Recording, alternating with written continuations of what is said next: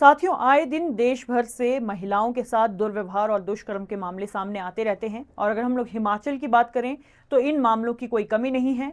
लेकिन आज के समय में 3 बहुत ही हाई प्रोफाइल केस चले हुए हैं। एसडीएम ऊना विश्व मोहन देव चौहान का केस, दूसरा एसडीएम कुल्लू रहे विकास शुक्ला का केस, और तीसरा सैंज घाटी में महिला का जो शव लटका हुआ मिला था, जिसे बताया जा रहा है कि ये केस लगभग 1 महीना पुराना है, लेकिन इसे गंभीरता से नहीं लिया जा रहा है। एक वो केस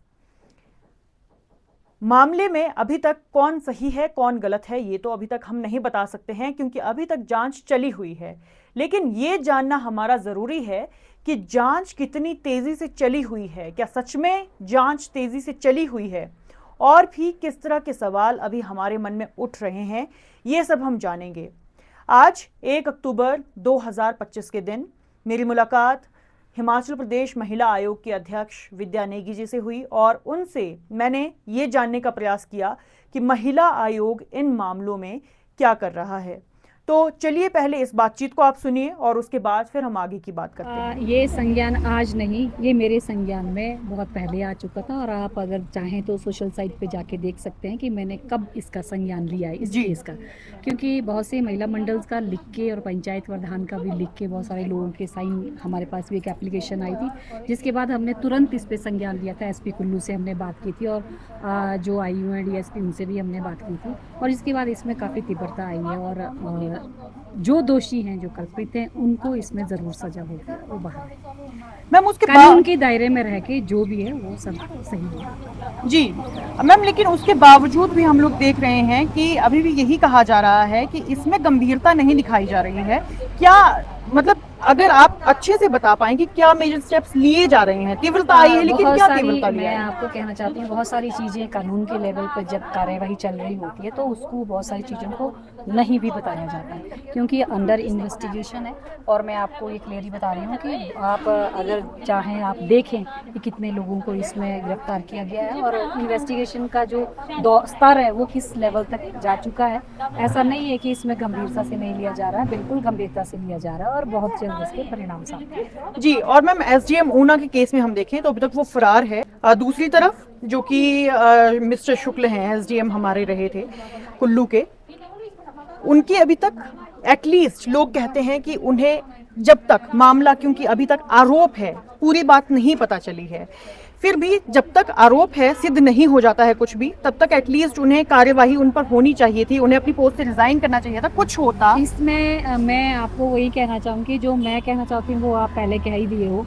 मैं ये कहना चाहती हूँ कि कानून के दायरे में, कानून के अनुरूप जो भी कार्यवाही होगी वो उसके अंदर होगी, और हमने इस पे भी हमने संज्ञान बहुत पहले ले लिया था, और इस पे बार बार रिपोर्टिंग भी ले रहा हूँ। और ऐसा नहीं है, मैं हमेशा महिला के साथ हूँ, लेकिन कानून के अनुरूप उसके दायरे में जो भी प्रावधान होगा वो दोषियों को जरूर सजा। लेकिन मैम लोगों में तो रोष है कि एक तरफ ये भी बात चलती है कि justice delayed is justice denied, जनता को तेजी नहीं दिखाई देती है। देखिए, इसमें तेजी किस तरह से होगी, एक सोशल मीडिया के पे चीज़ें चल रही हैं, वो तेजी का पैमाना नहीं है, और तेजी नहीं है उसका भी पैमाना नहीं है। लेकिन मैं ये कहना चाहती हूँ कि एक चीज़ आपके माध्यम से कहना चाहती हूँ, अगर महिलाएं गलत है, कहते हैं कि महिलाएं गलत हैं, तो आप अच्छे रहिए ना। बात खत्म। मतलब आप कह रही हैं कि अगर महिलाएं, उनको लगता कि महिलाएं गलत हैं, तो आप अच्छे बनिए। मैंने ये भी सुना है, कहीं कहते हो कि महिलाएं जी सीढ़ियाँ बना के उनको सीढ़ियाँ बनाती हैं, तो आप अच्छी सीढ़ी बनिए ना। मैं फिर से वापस पीछे जाना चाहूँगी कि जो ऊना वाला केस है उसमें अभी तक हमें ट्रेस करने में इतना मौका क्यों लग रहा है? 7-8 दिन तो हो गए हैं कि न्यूज़पेपर में छपा, उसके बाद हमें ये सब चीज़ें हो गई है।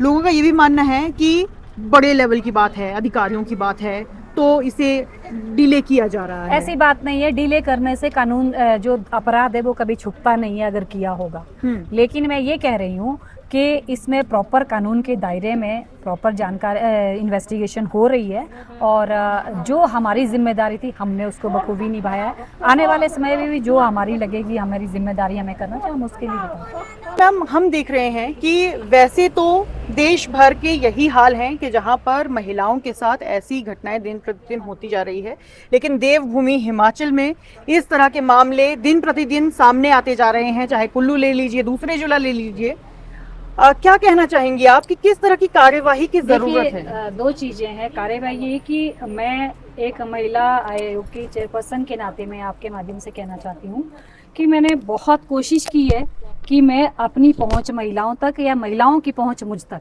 और उसका मुझे परिणाम भी मिला है। और जिसका परिणाम आप देख रहे हैं कि बहुत सारी चीज़ें बाहर आ रही हैं। महिलाओं को लगता है कि मैं एक आसान अप्रोच हूँ, पहुँचूँ मेरे तक, वो बहुत आसानी से बात पहुँचा सकती हैं। मैंने सोशल मीडिया पे जो हमारा ऑफिस का एड्रेस है, फ़ोन नंबर है, मेल आईडी है, उसको भी एक्सप्लोर कर दिया है ताकि जो भी महिला कहीं भी अगर दुखी है, किसी तरह से भी हरास है, तो वो अपनी बात को हम तक पहुँचा सकती है। और हम कोशिश कर सकते हैं कि पहली सीढ़ी है जहाँ पर बहुत सारी चीज़ों को सुधारा जा सकता है, ठीक किया जा सकता है। और उसका मैं आपको नाम नहीं बताऊँगी, लेकिन परिणाम हमने देखा कि बहुत सारे लोगों ने जो कुछ हरकतें की थी वो अपने माफ़ीनामा भी लिख के दे रहे हैं और चीज़ें सेटल्ड हो रही हैं। और मैं अगर मामले कहीं दिख भी रहे हैं तो मैं ये समझती हूँ कि महिलाओं के अंदर एक कॉन्फिडेंस आ गया है कि कोई ना कोई तो है जो हमारी बात को सुनेगा। और मेरा सब महिलाओं से, हिमाचल की महिलाओं से यही विनम्र निवेदन है कि आप अपने आप को अकेला ना समझें। जहाँ भी कहीं भी आपके साथ कुछ घटता है आप हम तक ज़रूर पहुँचाएं। सच क्या है, झूठ क्या है, वो उसके बाद की बात। कानूनी स्तर पर और सामाजिक स्तर पर क्या सुधार की जरूरत है हमें? देखिए, कानूनी स्तर पर मैं जो कहूँ कि बहुत इंदिरा गांधी जी के टाइम से ही महिलाओं के लिए संपत्ति में अधिकार की कवायद शुरू हो चुकी थी और उसके बाद महिलाओं के लिए संपत्ति में अधिकार बना। लेकिन उसका मैं ये कहना चाहूँ कि सामाजिक स्तर पर एक असर ये हुआ कि बहनों की ससुराल में या फिर मायके में कदर हुई कि वो मालिक है ज़मीन के, इसलिए उसकी कदर होती है। लेकिन मालिक वो आज भी नहीं है, क्योंकि सामाजिक तौर पर अभी भी हम लोगों को वो अधिकार नहीं है। क्योंकि अगर बहनें लेती भी हैं तो कई बार क्या है, उन बहनों के लिए मायके के दरवाजे बंद हो जाते हैं। तो ये सामाजिक है, तो सामाजिक अभी होना बहुत ज़रूरी है। इसके अलावा मैं और कहना चाहूँगी कि पंचायती राज में आपने देखा होगा महिलाओं को आरक्षण दिया गया है।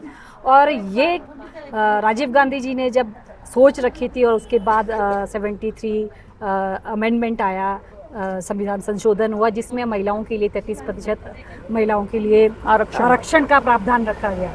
अब ऐसा है कि मौका तो देना ही पड़ेगा। हम अपने आप को साबित कैसे करेंगे? हम ये कहते हैं बराबरी की बात, हम क्या कहते हैं, हम बराबरी में ये नहीं कहते हैं कि हम कोई हेल्दी है या स्ट्रॉन्ग है तो हमें भी डील डॉल से वैसे होना है, वो बात नहीं है। बराबरी से मेरा मतलब ये है कि समान जिम्मेदारी और समान अवसर मिलना चाहिए। तो साथियों, विद्या नेगी जी ने तो हमें बताया कि मामले की जांच जोरों शोरों से चल रही है। महिला आयोग के अलावा मामले से जुड़े अधिकारी इस बारे में हमें अधिक बता सकते हैं कि ये जो मामला है ये कितना पेचीदा है, किस तरह का प्रोसीजर कंडक्ट किया जा रहा है और इतना समय क्यों लग रहा है।